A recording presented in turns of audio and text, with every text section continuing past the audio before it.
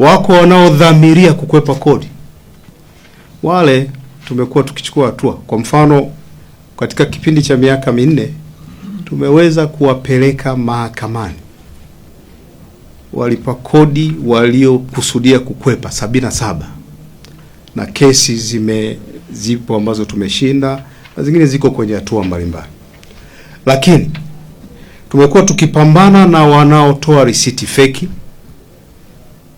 na nichukue nafasi hii kuwaomba Watanzania na wafanyabiashara wasishiriki katika kununua risiti hewa na kuzitumia kupunguza kodi wanayolipa. Hautasalimika. Utashindwa kujulikana sasa hivi, lakini baada ya muda utajulikana, kwa sababu katika vitu ambavyo havikwepeki ni kodi. Rekodi zitakuwepo na baadaye utajulikana na utakuja kulipa kodi ambayo ulidanganywa kwamba unaweza kusaidiwa usilipe. Utalipa ile, utalipa na adhabu, utalipa na riba. Kwa hiyo tunapambana na hawa. Tunapambana ambao wanafanya counterfeit ya electronic tax stamps. Baadhi ya watu wanauza vinywaji changamshi, badala ya kulipia kodi wanaweka fake ETS. Tuna kesi zinaendelea mahakamani na tumekuwa tukiwabaini. Lakini tunao ambao wanafanya dumping, wanachepusha bidhaa, badala ya kwenda nchi za nje wanazirudisha ndani. Tumekuwa hawatengenezi usawa ndani ya biashara, na wenyewe tumekuwa tukichukua hatua. Na kama mnafuatilia, mliona kuna kesi imefunguliwa jana ya watu ambao wamekuwa wakifanya hivyo, na nyingine nyingi zitakuja.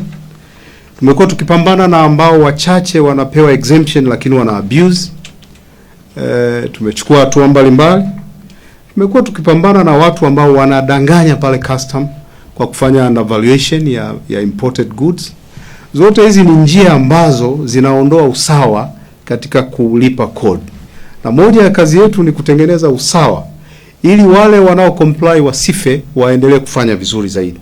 Na tutaendelea kufanya hivyo. Mafanikio mengine ni kutoa elimu ya kodi. Tumetoa elimu ya kodi sana. Na mnamuona Kayombo yupo hapa.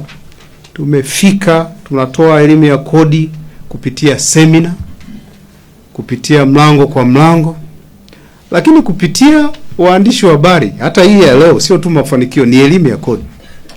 Napozungumza njia za ukwepaji kodi, maana yake na waomba na nyie mkawaeleweshe wanaokwepa na wajue kodi haikwepeki.